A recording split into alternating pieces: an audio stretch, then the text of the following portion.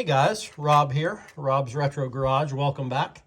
For those of you who it's your first time joining me, welcome to the channel. For those of you who are returning viewers, welcome back.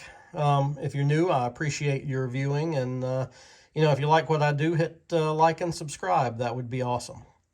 So where I'm at today is I am at the back of the car. There's the license plate. And the first step in getting this bumper off, I eventually want to get this thing off, is lowering the spare tire. And as you can see, there is a tire in there. This is the fastener for the tire. I've got to figure out what to do with this because it's spinning in the socket. So I'm not sure what I'm going to do, because you can't see it. You can see one of the bolts right there, and there's another bolt right, well, I don't know if you can see it or not, right there. And both of those bolts are holding on a bracket that this thing screws into, and you can see it's got you can barely see, it's got a shaft. You can see the shaft right there, if the camera will focus, right there, going up and down. It's hard for me to hold the light and the phone at the same time. But anyway, so that's what's holding this spare tire carrier on. And if you're wondering why I have the jack in there, that spare tire is going to be fairly heavy, and this is the only thing that's holding it on that I know of, or at least that I can tell. So when I get this off, this whole thing is gonna drop, and I just don't want the tire to come out and hit me, because this whole thing this clamshell will go down this way, and the tire will come this way, and I don't want to do that. I don't want to do that. So but anyway, I'm going to work on this a little bit and see what I can get off, and we'll come back. I don't really have a tripod or anything that I can set the camera on, so I can't let you watch me work, but we'll see what we can do. Hey guys, welcome back. Well, I had some success. I got the two screws. You can see the bracket there without the screws in them. I got those two screws off, so now this thing is nice and loose. You see, it just came out. So now that tire, I should be able to let that down. So I'm gonna back out of here and slowly let that tire down, and we'll see what happens. All right, let's let this thing down little by little.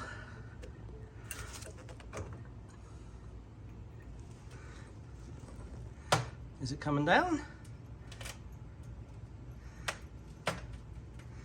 Hails to the yeah!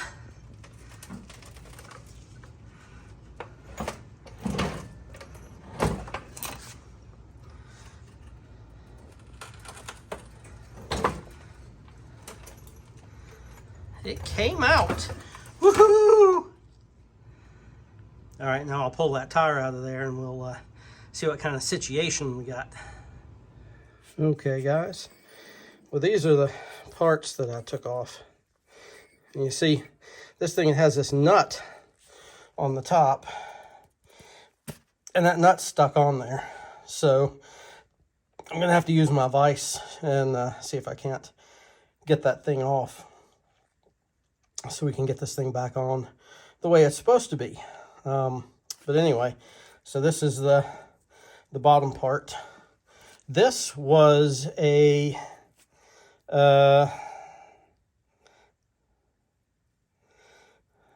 what was the size of the socket?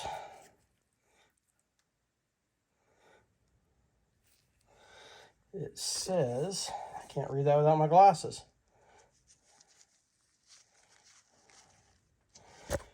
Oh, that was a 19 millimeter, I think. I pulled out millimeter instead of SAE, and I did. So it would actually equate to probably 1 inch. Three quarters. That's a 3/4 bolt.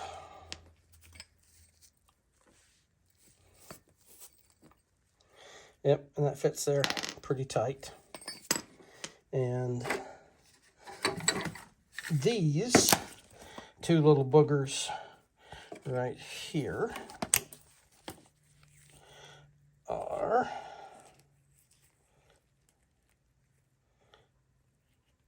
can you read that? I can't. Let me look at it. And again, I pulled out millimeters. Why am I using metric? Maybe I'm feeling Canadian, eh? 1/2. I think that's the right fit for these, maybe not.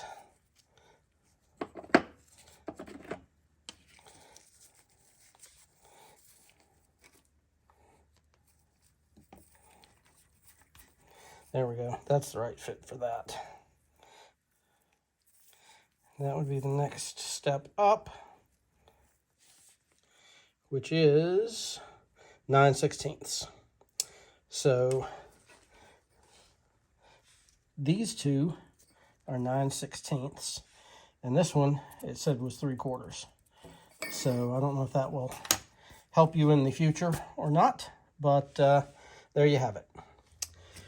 Now, if we look inside, you see this thing's got all kinds of trash in it, leaves and crap. So I need to clean that out.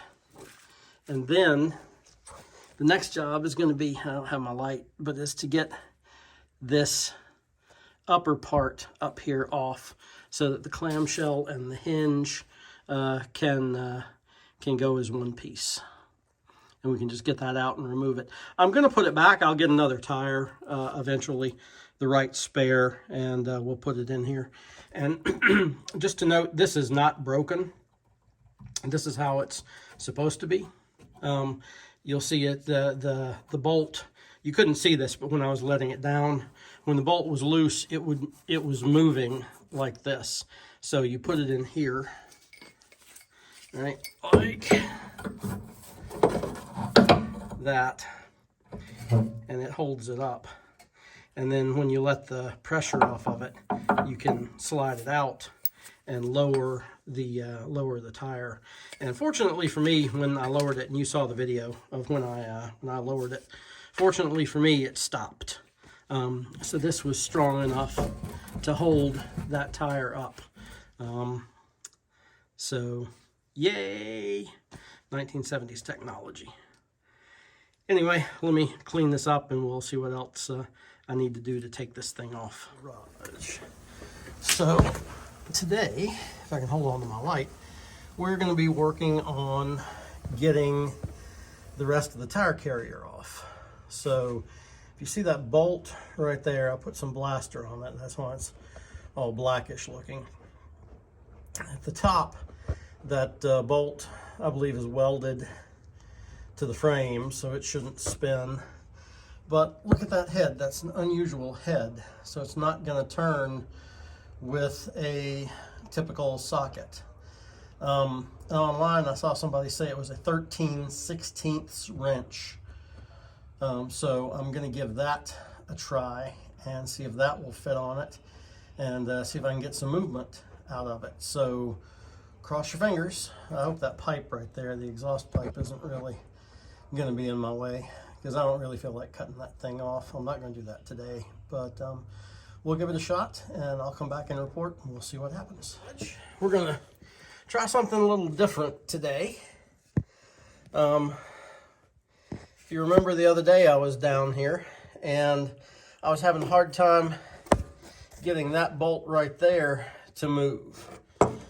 Well, there's nothing really that fits on it right, you can see it's an odd-shaped bolt. And you can see I've got the pipe still on here for the muffler. And so that was kind of in the way. And then over there, just beyond it, is the leaf spring. So I was having some trouble getting something on that. Now, what I found out would fit it is a 13/16 wrench. And that fit almost perfectly. And if I can reach it, I'll show you what I was using. So I was using this monstrosity. This is the only 13/16 that I have. And I'll hold that back. You can see that's pretty dang good size wrench.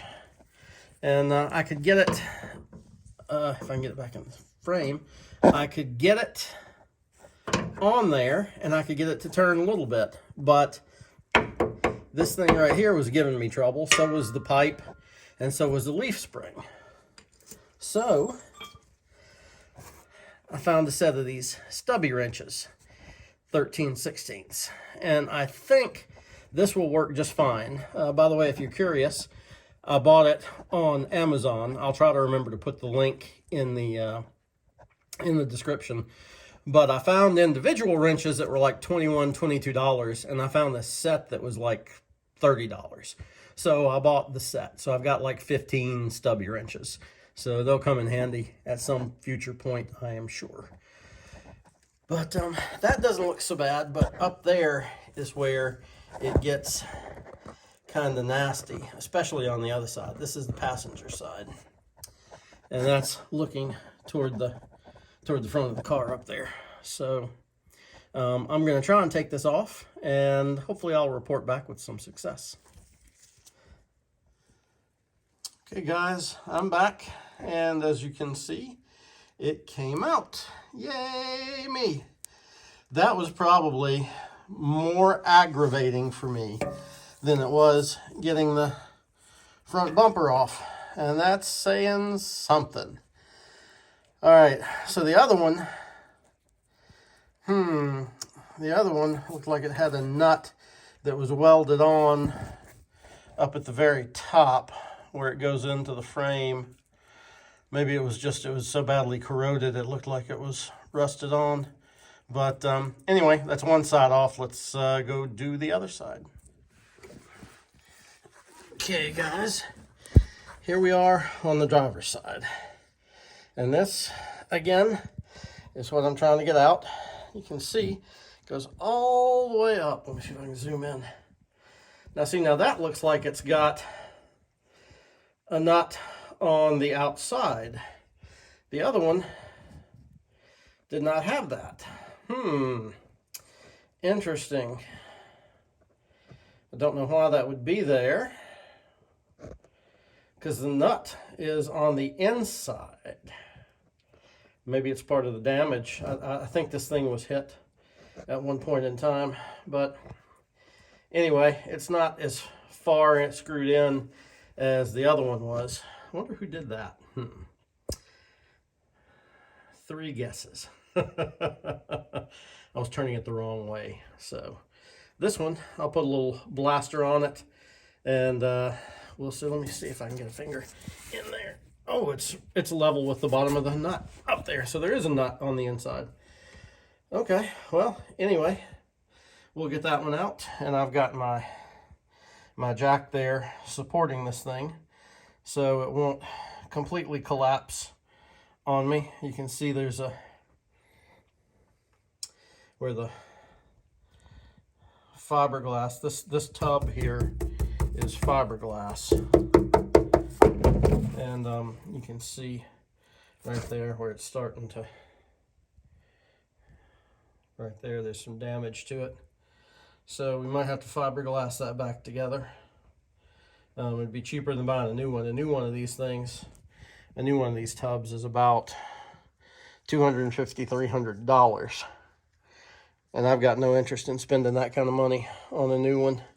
I might just delete it altogether. And and put like a shield or something in there, like a piece of aluminum or something, or stainless steel, that would keep stuff from getting up into the gas tank area. So anyway, let's continue and I'll report back with more progress. Hey guys, yay, I got it out. That nut came off at the top with it. So I'm thinking maybe there's a nut on the other side that's missing. So anyway, it's that, if we call that big hole the middle hole, and we call the one closest to the top of the screen the near one, it's that far hole that's offset slightly at an angle right there. And there's a nut, like I said before, there's a nut that's welded on inside there. And anyway, I guess I could have used that nut to put a ratcheting wrench on to try and get it out.